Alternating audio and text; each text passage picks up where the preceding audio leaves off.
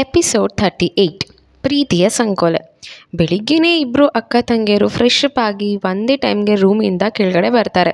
Tiffin ಮುಗಿಸಿ ಕೀರ್ತಿ ಮತ್ತೆ ಮೇಲ್ಗಡೆ ಹೊರಟು ಬ್ಯಾಗ್ ತೊಗೊಂಡು ಕಾಲೇಜ್ಗೆ ಹೋಗಬೇಕು ಅನ್ನೋ ಗಡಿಬಿಡಿಯಲ್ಲಿ ಇವತ್ತು ಅವನಿಗೆ ಗುಡ್ ಮಾರ್ನಿಂಗ್ ವಿಶ್ ಮಾಡಿರೋದಿಲ್ಲ. 2 ನಿಮಿಷ ಕೆಲಸ ಅಂತ ಲ್ಯಾಪ್ಟಾಪ್ ಆನ್ ಮಾಡಿದ್ರೆ ಈಗ ತಾನೇ 5 ನಿಮಿಷಗಳ ಹಿಂದೆ ಒಂದು ಮೆಸೇಜ್ ಬಂದಿರುತ್ತೆ. ಆ ಕಡೆಯಿಂದ good night, out of country ಅಂತ ಹೇಳಿರೋದ್ರಿಂದ ಅಲ್ಲಿ ರಾತ್ರಿ ಆಗಿದೆ ಅಂತ ಅವಳು ತಿಳ್ಕೊತಾಳೆ. ನಂತರ ನನಗೆ ಇಲ್ಲಿ ಗುಡ್ ಮಾರ್ನಿಂಗ್ ಅಂತ ವಿಶ್ ಮಾಡಿ ಪೇಜ್ ಚೆಕ್ ಮಾಡಿದ್ರೆ ಒಂದು ಕವಿತೆ ಪೋಸ್ಟ್ ಆಗಿರುತ್ತೆ. ಅವನಂತೂ ಇತ್ತೀಚಿನ ದಿನಗಳಲ್ಲಿ ಬರೀ ಪ್ರೀತಿ ಬಗ್ಗೆ ಕವಿತೆಗಳನ್ನ ಬರೆಯೋಕೆ ಶುರು ಮಾಡಿರ್ತಾನೆ. ತಕ್ಷಣಕ್ಕೆ ಆ ಕವಿತೆ ಅವಳ ಮನಸ್ಸಿಗೆ ಹಿತ ನೀಡ್ತಿದ್ದೆ. ಪ್ರತಿ ಸರಿ ಮಾಡೋ ಹಾಗೆ ಒಂದು ಕಮೆಂಟ್ ಮಾಡಿದ್ಲು. ಹೇಳದಿರುವ ಪ್ರೀತಿಗೆ ಸ್ನೇಹವೆಂಬ ಹೆಸರು ಪರಿಶುದ್ಧ ಸ್ನೇಹವೋ ನಿಷ್ಕಲ್ಮಶ ಪ್ರೀತಿಯೋ, ಅರಿಯದೇ ಇರುವ ಹೃದಯಕ್ಕೆ ಬೊಗಸೆ ಪ್ರೀತಿ ಕೊಟ್ಟು ಸಾಂತ್ವನ ಹೇಳುವೆಯಾ, ಜೀವನದ ಗೆಳೆಯನೆಂದು ಕೊನೆಯವರೆಗೂ ಕೈ ಬಿಡದೆ ನಡೆಸುವೆಯಾ, ಉತ್ತರಕ್ಕಾಗಿ ಕಾಯುತ್ತಿರುವೆ, ಪ್ರೀತಿ ಪರೀಕ್ಷೆ ಇದು. ಇದಕ್ಕೆ ಅವಳ ಕಮೆಂಟ್. ಪ್ರೇಮಿಗಳಲ್ಲ, ಆದರೂ ಪ್ರೀತಿಗೇನು ಕಮ್ಮಿ ಇಲ್ಲ, ಭಾವನೆಗಳಿಲ್ಲ, ಆದರೆ ಕಾಳಜಿಗೇನು ಕೊರತೆ ಇಲ್ಲ, ಹೆಸರಿಲ್ಲದ ಈ ಬಂಧ ಎಲ್ಲಿಯವರೆಗಿನ ಅನುಬಂಧ. ನಂತರ ಕೆಳಗಡೆ ಬಂದು ಇನ್ನೇನು ಮನೆಯಿಂದ ಆಚೆ ಹೊರಡಬೇಕು ಅಷ್ಟರಲ್ಲಿ ಕೀರ್ತಿ ಕನ್ನಿಕಾ ಕಿವಿಯಲ್ಲಿ, ಇವತ್ತು ನಿಂದು ಫಸ್ಟ್ ಡೇ ಕಾಲೇಜು, ದೇವ್ರ ಮುಂದೆ ಕೈ ಮುಗಿದು ನಂತರ ಅಪ್ಪ ಅಮ್ಮನ ಕಾಲು ಮುಗಿದ್ಬಿಟ್ಟು ಆಶೀರ್ವಾದ ತೊಗೊಂಡ್ಬಾ ಅಂತ ಹೇಳ್ತಾರೆ. ಕನ್ನಿಕಾ ಸರಿ ಅಕ್ಕ ಅಂತ ಹೇಳಿ ದೇವ್ರಿಗೆ ಕೈ ಮುಗಿದು ಅಪ್ಪ ಅಮ್ಮನ ಆಶೀರ್ವಾದ ತೊಗೊಂಡು ಆಚೆ ಬರ್ತಾಳೆ. ಅಷ್ಟರಲ್ಲಿ ವರ್ಧನ್ ಅವರು ನಾನೇ ಡ್ರಾಪ್ ಮಾಡ್ತೀನಿ ಅಂತ ಇಬ್ಬರು ಮಕ್ಕಳು ಕಾರ್ನಲ್ಲಿ ಕೂಡಿಸ್ಕೊಂಡು ಹೊರಡ್ತಾರೆ. ಕೀರ್ತಿ ಈ 1 ವರ್ಷದ ತನ್ನ ಕಾಲೇಜ್ ಲೈಫ್ನ ಕನ್ನಿಕಾ ಜೊತೆ ನಿಧಾನವಾಗಿ ಮಾತಾಡ್ತಾ ಎಲ್ಲನೂ ಹೇಳ್ಕೊಳ್ತಾ ಇರ್ತಾಳೆ. ನಂತರ ದಾರಿಯ ಮಧ್ಯದಲ್ಲಿ 3 ಜನರು ತಾಯಿ ನಿಮಿಷಾಂಬ ದೇವಸ್ಥಾನಕ್ಕೆ ಹೋಗಿ ದರ್ಶನ ಮುಗಿಸ್ಕೊಂಡು ಮತ್ತೆ ಕಾರಲ್ಲಿ ಕೂತಾಗ ಕೀರ್ತಿ ಬೆಳಿಗ್ಗೆ ಕವಿತೆಗಳನ್ನ ನೆನಪು ಮಾಡ್ಕೊಳ್ತಾ ಬುಕ್ಕಲ್ಲಿ ಹಾಗೆ ಬರೀತಿದ್ಲು. ಅದನ್ನು ನೋಡಿದ ಕನ್ನಿಕಾ ಓದಿ, ಅಕ್ಕ ತುಂಬ ಚೆನ್ನಾಗಿದೆ ಕಣೆ ಅಂತ ಹೇಳಿ ಬುಕ್ಕನ್ನು ಅವಳ ಕೈಯಲ್ಲಿ ಇಟ್ಕೊಂಡ್ಳು. ಅಷ್ಟರಲ್ಲೇ ಕಾಲೇಜ್ ಬಂದ ಕಾರಣ ವರ್ಧನ್ ಅವರು ಅವರಿಬ್ಬರನ್ನು ಡ್ರಾಪ್ ಮಾಡಿ ಅಲ್ಲಿಂದ ಅವರು ಹಾಸ್ಪಿಟಲ್ ಕಡೆ ಹೊರಟರು. ಕೀರ್ತಿ ದಾರಿನೇ ಕಾಯ್ತಾ ನಿಂತಿದ್ದ ಮೋಹಕ್ ಅವಳು ಯಾರ ಜೊತೆ ಬರ್ತಿದ್ದಾಳಂತ ಅವನಿಗೆ ಗೊತ್ತಿರುತ್ತೆ. ಹಾಗಾಗಿ ಬೇಕು ಅಂತಲೇ ಕನ್ನಿಕಾನ ಕರೆದು ರ್ಯಾಗಿಂಗ್ ಶುರು ಮಾಡ್ತಾನೆ. ಕೀರ್ತಿ ಒಂದು ಬಿರುಸಾದ ನೋಟ ಅವನ ಕಡೆ ಬೀಸಿದ ತಕ್ಷಣವೇ, ಸರಿ ಹುಡುಗಿ, ನೀನು ಕೀರ್ತಿ ತಂಗಿ ಅಂತ ನನಗೆ ಅವಕಾಶ ಕೊಡ್ತಾ ಇದ್ದೀನಿ, ಒಂದು ಒಳ್ಳೆ ಸಾಂಗ್ ಹಾಡಿ ಹೋಗು ಅಂತ ಹೇಳ್ತಾನೆ.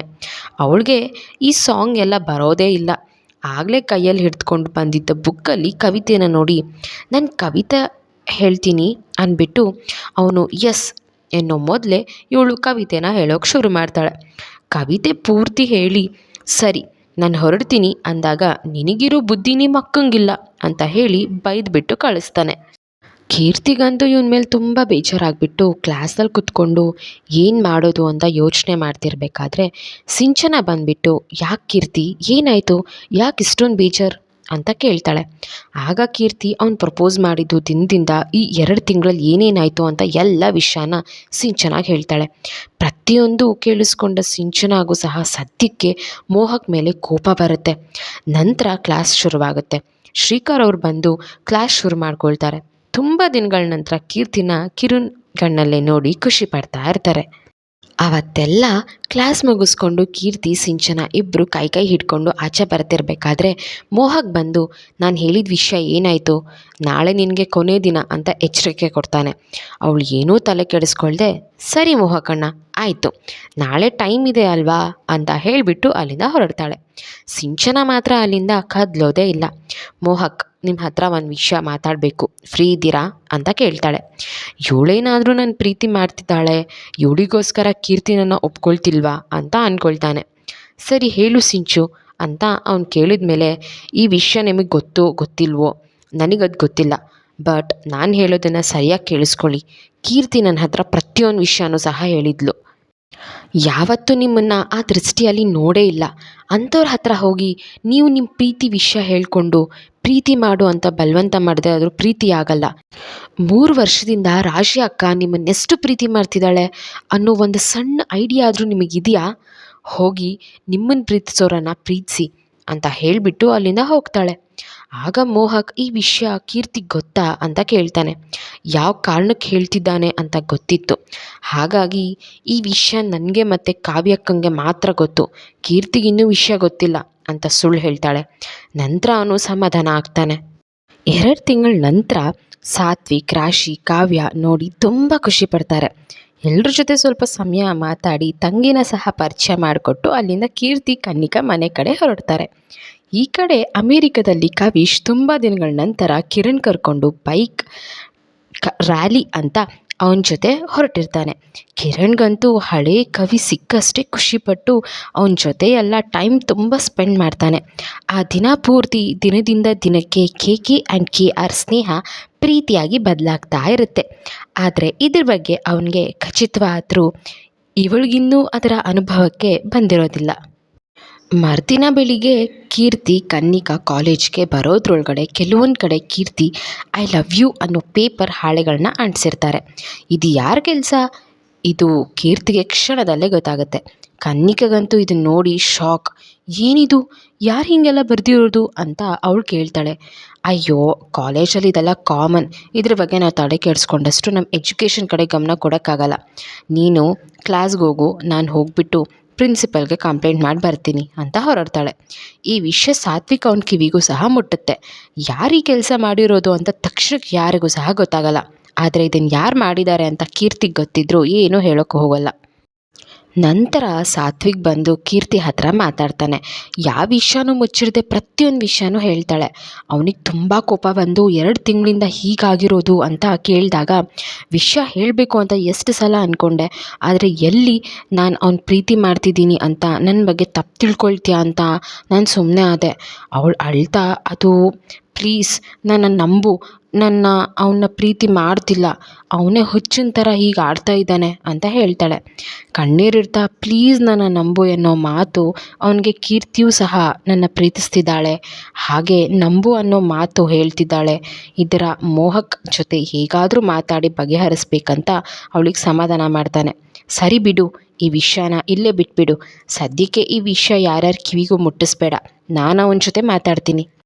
ಇನ್ನೊಂದು ಕಡೆ ಕಾಲೇಜಿಗೆ ಬರ್ತಾ ಇದ್ದ ಶ್ರೀಕರ್ ಕಾರಿನ ಮುಂದೆ ಮಧ್ಯ ರಸ್ತೆಯಲ್ಲಿ ಒಂದು ಹೆಂಗಸು ತಲೆ ಸುತ್ತ ಬೀಳ್ತಾರೆ.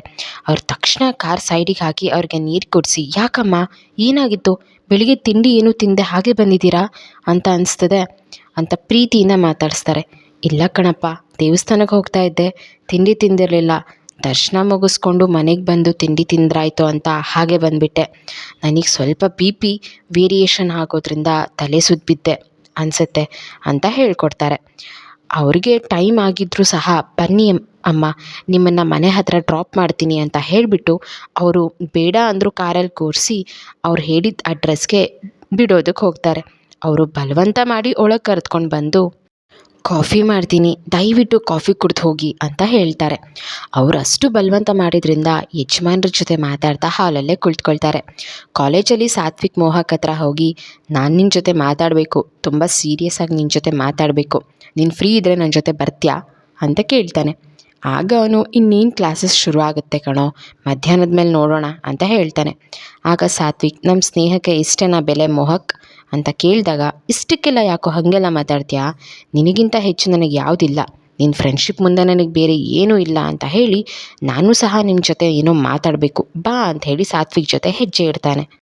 ಈ ಕಡೆ 10 ನಿಮಿಷದಲ್ಲಿ ಕಾಫಿ ಮಾಡ್ಕೊಂಡು ಬರ್ತೀನಿ, ನಮ್ಮ ಮನೆಯವ್ರ ಜೊತೆ ಮಾತನಾಡ್ತೀರಿ, ನಿಮಗೆ ಬೇಜಾರಾದರೆ ಮನೇನ ಒಂದು ಸುತ್ತು ನೋಡ್ಕೊಂಡು ಬನ್ನಿ ಅಂತ ಅವ್ರು ಹೇಳಿದ್ರು.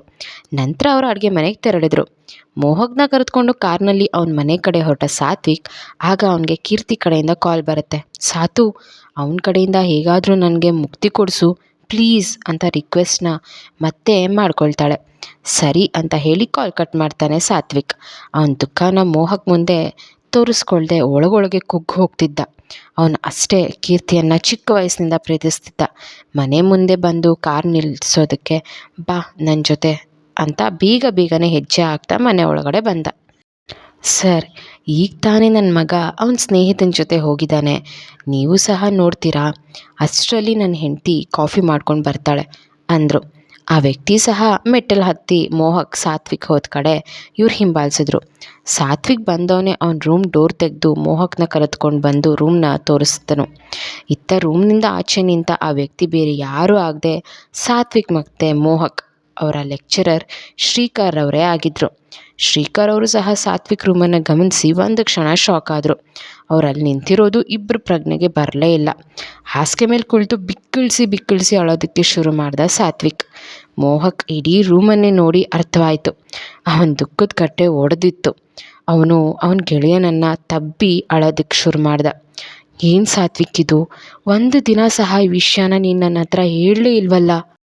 ಈ ವಿಷಯ ನೀನು ಹೇಳಿದರೆ ನಾನು ಇಷ್ಟು ಮುಂದುವರಿತಾನೇ ಇರಲಿಲ್ಲ ಕಣೋ. ನಿನ್ನ ಸ್ನೇಹಕ್ಕಿಂತ ನನಗೆ ಯಾವುದೂ ದೊಡ್ಡದಲ್ಲ. ಇಡೀ ಕಾಲೇಜ್ನಲ್ಲೇ ನನ್ನ ಪೊಲಿಟಿಷಿಯನ್ ಮಗ ಅಂದು ನಾನು ಮಾತನಾಡ್ಸೋದಕ್ಕೆ ಭಯ ಪಡ್ತಿದ್ದಾಗ ಅತಿ ಹೆಚ್ಚು ಪ್ರೀತಿ ತೋರಿಸಿ ಸ್ನೇಹ ಮಾಡಿದ ಮೊದಲು ಗೆಳೆಯ ನೀನು. ನಾ ಎಲ್ಲೇ ಹೋದರೂ ಬಂದರೂ ಎಲ್ಲನೂ ನಿನಗೆ ಹೇಳ್ಕೊಳ್ತಿದ್ದೆ. ಇದೊಂದು ವಿಷಯದಲ್ಲಿ ನಾನು ತುಂಬ ತಡ ಮಾಡಿಬಿಟ್ಟೆ. ಆಚೆ ಇದ್ದ ಶ್ರೀಕರ್ ಅವರು ಸಹ ಒಂದು ಕ್ಷಣ ಕಣ್ಣಿನಿಂದ ಜಾರದ ಹನಿಗಳನ್ನು ಒರೆಸ್ಕೊಂಡ್ರು. ಸಾತ್ವಿಕ್ ರೂಮ್ ತುಂಬ ಬರೀ ಕೀರ್ತಿ ಫೋಟೋಗಳೇ. ಎಲ್ಲದ್ರ ಫೋಟೋ ಮೇಲೆ ಐ ಲವ್ ಯು ಡಿಂಪು ಅಂತ ಬರೆದಿದ್ದ. ಕೆಲವು ಫೋಟೋಗಳಂತೂ ಅವಳು ನಗ್ತಿರುವಾಗ, ಅವಳು ಹಾಡ್ತಿರುವಾಗ ತೆಗೆದ ಭಾವಚಿತ್ರಗಳೇ ತುಂಬಿತ್ತು. ಚಿಕ್ಕ ವಯಸ್ಸಿನ ಫೋಟೋಗಳು ಅದೆಷ್ಟಿದ್ವೋ. ಅವನು ಅಳ್ತಿದ್ರು. ಮೋಹಕ್ ಮತ್ತು ಶ್ರೀಕರ್ ಅವರ ದುಃಖದ ಕಟ್ಟೆ ಒಡೆದು ಹೋಗಿತ್ತು. ಇನ್ನು 5 ವರ್ಷ ಆದರೂ ನಾನು ಅವಳಿಗೋಸ್ಕರ ಕಾಯ್ತೀನಿ. ಆದರೂ ನನ್ನ ಪ್ರೀತಿನ ಅವಳಿಗೆ ಹೇಳಿಕೊಂಡು ಅವಳ ಪ್ರೀತಿಯನ್ನು ನಾನು ಪಡೀತೇನೆ. ಇದು ಕೀರ್ತಿಯ ಕಣ್ಣಲ್ಲಿ ನನ್ನ ಮೇಲಿರೋ ಪ್ರೀತಿಯ ಭಾವನೆಯನ್ನು ನಾನು ನೋಡಿದೆ. ನೀನು 2 ತಿಂಗಳಲ್ಲಿ ಅವಳಿಗೆ ಎಷ್ಟೆಲ್ಲ ತೊಂದರೆ ಕೊಟ್ಟೆ. ಅವಳು ನನ್ನನ್ನು ನಂಬು ಅಂತ ಹೇಳ್ಕೊಂಡ್ಳು ಗೊತ್ತಾ? ನನ್ನ ಕೀರ್ತಿ ಬೇರೆಯವ್ರ ವಿಷಯಕ್ಕೆ ಇಷ್ಟೊಂದೆಲ್ಲ ನೊಂದ್ಕೊಂಡಿದ್ದೇ ಇಲ್ಲ. ಆದರೆ ನಿನ್ನ ವಿಷಯಕ್ಕೆ ಇಂದು ಅವಳು ನನ್ನ ಹತ್ರ ಕಣ್ಣೀರಿಟ್ಟು ಎಲ್ಲ ವಿಷಯನೂ ಹೇಳ್ಕೊಂಡ್ಳು. ಆಗಲೇ ತಿಳಿದಿದ್ದು ಮೋಹಕ್ ಮತ್ತು ಶ್ರೀಕರ್ ಅವ್ರಿಗೆ ಸಾತ್ವಿಕ್ ಕೀರ್ತಿಯನ್ನು ಹುಚ್ಚಿನಂತೆ ಪ್ರೀತಿಸ್ತಿದ್ದಾನೆ ಅಂತ. ಕಣ್ಣಲ್ಲಿ ಸುರಿತಿರೋ ಕಣ್ಣೀರನ್ನು ಒರೆಸ್ಕೊಂಡು ಕೆಳಗಿಳಿದು ಬಂದರು ಶ್ರೀಕರ್. ನಂತರ ಯಾವುದೋ ಒಂದು ಫೋನ್ ಕಾಲ್ ಬಂತು ಅಂತ ಹೇಳಿ ಕಾಫಿ ಸಹ ಕುಡಿದೇ ಅಲ್ಲಿಂದ ಹೊರಟುಬಿಟ್ರು. ಆಚೆ ಬಂದು ಆ ರೋಡಿನ ಕೊನೆಯಲ್ಲಿ ಕಾರನ್ನು ನಿಲ್ಲಿಸಿ ದುಃಖ ಕಡಿಮೆಯಾಗೋವರೆಗೂ ಹತ್ತರು. ಮೋಹಕ್ ಈ ವಿಷಯನೆಲ್ಲ ಕೇಳಿ ದುಃಖ ಒತ್ತರಿಸಿ ಬಂತು. ಅವನ ಬಳಿ ಕ್ಷಮೆ ಕೇಳಿ ಒಂದು ಕ್ಷಣ ಅಲ್ಲಿ ನಿಲ್ಲದೆ ಆಚೆ ಬಂದುಬಿಟ್ಟ. ಅವನು ಸಹ ಕೀರ್ತಿಯನ್ನು ಅಷ್ಟೇ ಪ್ರೀತಿ ಮಾಡ್ತಿದ್ದ. ಆದರೆ ಅವಳ ಪ್ರೀತಿಯನ್ನು ಬಲವಂತವಾಗಿ ಪಡೆಯೋದಕ್ಕೆ ಹೊರಟಿದ್ದ. ಅವನು ಹಾಗೆ ನಡ್ಕೊಂಡಿದ್ದು ಬರ್ತಿರೋದನ್ನು ಶ್ರೀಕರ್ ಅವ್ರು ನೋಡಿ ಅವನನ್ನು ಕರೆದ್ರು. ಅವನು ಶ್ರೀಕರ್ ಅವ್ರನ್ನ ಇಲ್ಲಿ ನೋಡಿ, ಸರ್ ನೀವೇನಿಲ್ಲಿ ಅಂತ ಕೇಳ್ದ. ಹೇಳ್ತೀನಿ ಬಾ ಅಂತ ಕಾರ್ನಲ್ಲಿ ಕೂರಿಸ್ಕೊಂಡು ಸಾತ್ವಿಕ್ ಮನೆಯಿಂದ 30 ನಿಮಿಷದ ದಾರಿ ಪ್ರಯಾಣಿಸಿ ರಾಜರಾಜೇಶ್ವರಿ ನಗರದ ಓಂಕಾರ್ ಹಿಲ್ಸ್ ದೇವಸ್ಥಾನದ ಬೆಟ್ಟದ ಮೇಲೆ ಬಂದರು. ಕಾರ್ನಿಂದ ಇಳಿದು ಮೋಹಕ್ನ ಕೈ ಹಿಡಿದುಕೊಂಡು ಮೆಟ್ಟಿಲು ಹತ್ತಿ ಮೇಲ್ಗಡೆ ಬೆಟ್ಟದ ತುದಿಯಲ್ಲಿ ಬಂದು ನಿಂತು ಕೈ ಕಟ್ಟಿ ಮೋಹಕ್ನ ನೋಡಿದ್ರು. ಮೋಹಕ್ ಸಹ ಶ್ರೀಕರ್ ಅವ್ರನ್ನ ನೋಡ್ದ. ಅವನಿಗೂ ಎಲ್ಲ ತಿಳಿದಿತ್ತು. ತಕ್ಷಣವೇ ಶ್ರೀಕರ್ ಅವ್ರನ್ನ ತಬ್ಬಿ ಅಳೋದಕ್ಕೆ ಶುರು ಮಾಡ್ದ. ಮೋಹಕ್ ಇಬ್ಬರು ಹತ್ರು. ದುಃಖ ಮಾತ್ರ ಕಡಿಮೆಯಾಗೋ ಯಾವ ಲಕ್ಷಣವೂ ಇಲ್ಲ. ನಂತರ ಅಲ್ಲೇ ಮೆಟ್ಟಿಲ ಮೇಲೆ ಕುಳಿತರು. ಆಗ ಶ್ರೀಕರ್ ಮಾತು ಶುರು ಮಾಡಿದ್ರು. ನಾನು ಸಹ ಸಾತ್ವಿಕ್ ಮನೆಯಲ್ಲಿದ್ದೆ. ಅವನು ಮಾತನಾಡಿದ ಪ್ರತಿಯೊಂದು ಮಾತನ್ನು ಸಹ ನಾನು ಕೇಳಿಸ್ಕೊಂಡೆ. ನಾನಿನ್ನ ಶಿಕ್ಷಕನಾಗಿ ಈ ಮಾತನ್ನು ಹೇಳ್ತಿಲ್ಲ, ಒಬ್ಬ ಒಳ್ಳೆ ಸ್ನೇಹಿತನಾಗಿ ಈ ಮಾತನ್ನು ಹೇಳ್ತಿದ್ದೀನಿ. ನನ್ನ ಕಣ್ಣಲ್ಲಿರೋ ಪ್ರೀತಿಯನ್ನು ಗಮನಿಸ್ದೆ, ಆದರೆ ನಿನ್ನ ಸ್ನೇಹಿತನ ಕಣ್ಣಲ್ಲಿರೋ ಪ್ರೀತಿಯನ್ನು ನೀನು ಗಮನಿಸ್ನೇ ಇಲ್ವಲ್ಲ. ಅವನ ಕಣ್ಣಲ್ಲಿ ಅವಳ ಮೇಲೆ ಸ್ನೇಹವಿದೆ ಎಂಬುದು ನಾನು ಅಂದ್ಕೊಂಡಿದ್ದೆ. ನಾನು ಸಹ ಅವಳನ್ನ ತುಂಬ ಪ್ರೀತಿಸ್ತಿದ್ದೆ. ಆದರೆ ಅವಳಿಗೂ ನನಗೂ ವಯಸ್ಸಿನ ಅಂತರ ತುಂಬ ಇದೆ. ಮದುವೆ ಪ್ರೀತಿ ಎಂಬ ವಿಷಯದವರೆಗೂ ಮುಂದುವರಿತೇನೆ ಇಲ್ವೋ ಅಂತ ನನಗೂ ಸಹ ಗೊತ್ತಿರಲಿಲ್ಲ. ಆದರೆ ಇಂದು ಸಾತ್ವಿಕ್ ಆಡಿದ ಮಾತುಗಳೆಲ್ಲ ಕೇಳಿ ಕೀರ್ತಿಗೆ ನಾನು ಸರಿಯಾದ ಜೋಡಿ ಅಲ್ಲ ಅಂತ ನನಗೆ ಆಗಲೇ ತಿಳಿಯಿತು. ಈಗ ಈ ವಿಷಯನ ನಾವು ಇಂದು ಇಲ್ಲೇ ಬಿಟ್ಬಿಡೋಣ. ಇಬ್ಬರು ಪ್ರೀತಿಸಿದ್ವಿ, ಆದರೆ ನಮ್ಮ ಪ್ರೀತಿ ಅವಳಿಗೆ ಸರಿ ಹೊಂದೋದಿಲ್ಲ. ನೀನು ಬಲವಂತವಾಗಿ ಪ್ರೀತಿ ಪಡೆಯೋದಕ್ಕೆ ಹೊರಟೆ, ಆದರೆ ಅವನು ತಾಳ್ಮೆಯಿಂದ ಕಾದು ಪ್ರೀತಿ ಪಡೆಯೋದಕ್ಕೆ ಹೊರಟಿದ್ದಾನೆ. ಅವನ ಪ್ರೀತಿ ಮುಂದೆ ನಮ್ಮದೇನೂ ಅಲ್ಲ ಅಂತ ಹೇಳಿ ಅವ್ರ ಮಾತನ್ನು ಮುಗಿಸ್ತಾರೆ. ನಂತರ ಇಬ್ಬರು ಅಲ್ಲೇ ಕೂತು ಸ್ವಲ್ಪ ಹೊತ್ತು ಸಮಯ ಕಳೆದು ಶ್ರೀಕರ್ ಅವರು ಮೋಹಕ್ ಮನೆ ಹತ್ತಿರ ಅವನನ್ನು ಡ್ರಾಪ್ ಮಾಡಿ ಹೊರಡ್ತಾರೆ. ಇಂದಿನಿಂದ ಇಬ್ಬರು ಸಹ ಕೀರ್ತಿ ವಿಷಯಕ್ಕೆ ಹೋಗಲೇಬಾರದಂತ ಮನಸ್ಸಲ್ಲಿ ದೃಢ ಸಂಕಲ್ಪ ಮಾಡ್ಕೊಳ್ತಾರೆ. ಈ ಕಡೆ ಸಾತ್ವಿಕ್ ಅಂತೂ ತುಂಬ ಸಮಯ ಹತ್ತಿದ್ರಿಂದ ಅಲ್ಲೇ ನಿದ್ದೆ ಜಾರಿರ್ತಾನೆ. ಕ್ಲಾಸಸ್ ಎಲ್ಲ ಮುಗಿಸ್ಕೊಂಡು ಆಚೆ ಬಂದ ಕೀರ್ತಿಗೆ ಇವತ್ತು ಯಾರೂ ಸಿಗೋದೇ ಇಲ್ಲ. ಅವಳ ಜೊತೆ ಬರ್ತಿದ್ದ ಸಿಂಚುಗೆ ಒಂದು ರಿಕ್ವೆಸ್ಟ್ ಮಾಡ್ಕೊಳ್ತಾಳೆ. ನೀನು ಸಂಜೆ ಮೇಲೆ ಹೇಗಾದರೂ ಮಾಡಿ ಮೋಹಕ್ಗೆ ಕಾಲ್ ಮಾಡಿ ರಾಶಿ ಅಕ್ಕನ ಮೇಲೆ ಪ್ರೀತಿ ಮೂಡೋ ಹಾಗೆ ನೀನು ಮಾಡಬೇಕು. ರಾಶಿ ಅಕ್ಕ ಅವನನ್ನು ಎಷ್ಟು ಪ್ರೀತಿಸ್ತಾಳೆ ಅಂತ ನೀನು ಹೇಳಬೇಕು. ಯಾಕಂದರೆ 2 ತಿಂಗಳಲ್ಲಿ ಅವರಿಬ್ಬರನ್ನ ಒಂದು ಮಾಡಬೇಕು ಅಂತ ನಾನು ತುಂಬ ಅಂದ್ಕೊಂಡೆ. ಆದರೆ ಮೋಹಕ್ದು ತುಂಬ ಮಿತಿಮೀರಿ ಹೋಯಿತು. ಅವನ ಮುಖಾನ ನೋಡೋದಕ್ಕೂ ಒಂದೊಂದು ಸರಿ ಬೇಜಾರಾಗುತ್ತೆ ಅಂತ ಹೇಳ್ತಾಳೆ. ಆಗ ಸಿಂಚು, ನೀನು ಟೆನ್ಷನ್ ಮಾಡ್ಕೋಬೇಡ, ಏನು ಮಾಡಬೇಕು ಅಂತ ನನಗೆ ಗೊತ್ತು, ನಾನು ಮಾಡ್ತೀನಿ ಅಂತ ಹೇಳ್ತಾಳೆ. ನಂತರ ಅಕ್ಕ ತಂಗಿ ಇಬ್ಬರು ಮನೆ ಕಡೆ ಹೊರಟರು. ಈ ಕಡೆ ಅಮೇರಿಕದಲ್ಲಿ ಕವೀಶ್ ಇಂಡಿಯಾದ ದೇಶಪಾಂಡೆ ಕಂಪನಿಯಲ್ಲಿ ಏನೋ ಒಂದು ಸಮಸ್ಯೆ ಆಗಿದೆ ಅಂತ ಅವನು ಅಲ್ಲಿಂದಲೇ ಎಲ್ಲ ಕೆಲಸನೂ ಮಾಡ್ತಿದ್ದ. ಅವನು ತನ್ನ ಹೈಯರ್ ಸ್ಟಡೀಸ್ ಮುಗಿಯೋವರೆಗೂ ತನ್ನ ಕಂಪ್ನಿಗೆ ಬರೋದಕ್ಕೆ ತಯಾರಿರೋದಿಲ್ಲ. ಅವನ ಜೊತೆ ಕಿರಣ್ ಸಹ ಸಹಾಯ ಮಾಡ್ತಿದ್ದ. ಅವತ್ತೆಲ್ಲ ಅವನು KR ಕಡೆ ಗಮನನೇ ಕೊಡಲೇ ಇಲ್ಲ. ಮನೆಗೆ ಬಂದ ಕೀರ್ತಿ ಫ್ರೆಶಪ್ ಆಗಿ ಲ್ಯಾಪ್ಟಾಪ್ ಆನ್ ಮಾಡಿ ಚೆಕ್ ಮಾಡಿದ್ರೆ ಅಲ್ಲಿ ಯಾವ ಪೋಸ್ಟ್ ಮೆಸೇಜ್ ಸಹ ಇರೋದಿಲ್ಲ. ಅವಳೇ ಗುಡ್ ಈವ್ನಿಂಗ್ ಅಂತ ಮೆಸೇಜ್ ಮಾಡಿ ID ಯಲ್ಲಿ ಒಂದು ಗೀತೆಯ 2 ಲೈನನ್ನು ಬರೀತಾಳೆ. ನಿನ್ನ ಜ್ಞಾನ ಒಂದೇ ಈಗ ಪೂರ್ತಿ ಕಾಯಕ, ಮೋಹದಲ್ಲಿ ಮೌನ ಕೂಡ ಸ್ಫೂರ್ತಿದಾಯಕ. ಈ ಥರ ಒಂದು ಸಾಂಗ್ನ 2 ಲೈನನ್ನು ಪೋಸ್ಟ್ ಮಾಡಿ ಕುಳಿತಿರುವಾಗ ಕನ್ನಿಕಾ ಬರ್ತಾಳೆ. ನಂತರ ಅವಳು, ಏನಕ್ಕ ಇದು ಲ್ಯಾಪ್ಟಾಪಲ್ಲಿ ಏನೇನೋ ಸಾಂಗ್ ಎಲ್ಲ ಬರೀತಿದ್ಯಾ ಅಂತ ಕೇಳಿದಾಗ ಕೀರ್ತಿ ಯಾವ ವಿಷಯನೂ ಮುಚ್ಚಿಡದೆ ಎಲ್ಲ ವಿಷಯನೂ ಕನ್ನಿಕಾ ಹತ್ರ ಹೇಳ್ಕೊಳ್ತಾಳೆ. ನಂತರ ನೀನು ನಿನ್ನೆ ಹೇಳಿದ ಕವಿತೆ ಅವರೇ ಬರೆದಿದ್ದು ಅಂತ ಸಹ ಹೇಳ್ತಾಳೆ. ಎಲ್ಲನೂ ಕೇಳಿಸ್ಕೊಂಡ ಕನ್ನಿಕಾ, ಓ ಹೌದಾ, ಸರಿ ಆಯಿತು, ಏನೋ ಒಂದು ಟೈಮ್ ಪಾಸ್ ಮಾಡ್ತೀಯಾ ಬಿಡು ಅಂತ ವ್ಯಂಗ್ಯವಾಗಿ ಮಾತಾಡ್ತಾ ಮಾಡೋದಕ್ಕೆ ಬೇರೆ ಕೆಲಸ ಇಲ್ಲ ಬುಲ್ಶಿಟ್ ಅಂತ ಅಲ್ಲಿಂದ ಹೊರಡ್ತಾಳೆ. ತುಂಬ ಜನ ಕೇಳಿದ್ರಿ ಅಂತ ತುಂಬ ದೊಡ್ಡ ಎಪಿಸೋಡ್ ಅಪ್ಲೋಡ್ ಮಾಡಿದ್ದೀನಿ. ಬೆಂಗಳೂರಿನ ರಾಜರಾಜೇಶ್ವರಿ ನಗರದಲ್ಲಿ ಓಂಕಾರ ಹಿಲ್ಸ್ ಅನ್ನೋ ದೇವಸ್ಥಾನ ಬರುತ್ತೆ. ಬಹಳ ಸುಂದರವಾಗಿದೆ, ತುಂಬ ಪ್ರಶಾಂತತೆಯ ಜಾಗ. 12 ಜ್ಯೋತಿರ್ಲಿಂಗಗಳನ್ನು ಒಳಗೊಂಡಿದೆ. ದೇವಸ್ಥಾನದ ಸುತ್ತಮುತ್ತಲಿನ ಪ್ರದೇಶ ತುಂಬ ಚೆನ್ನಾಗಿದೆ. ಬೆಂಗಳೂರಲ್ಲಿ ಇರುವವರು ಹೋಗಿರ್ತಾರೆ, ಆದರೂ ಇರಲಿ ಅಂತ ತಿಳಿಸ್ತೀನಿ. ಹೆಚ್ಚಿನ ಮಾಹಿತಿ ಬೇಕಂದರೆ ಗೂಗಲ್ನಲ್ಲಿ ಓಂಕಾರ ಹಿಲ್ಸ್ ಅಂತ ಚೆಕ್ ಮಾಡಿ ನೋಡಿ.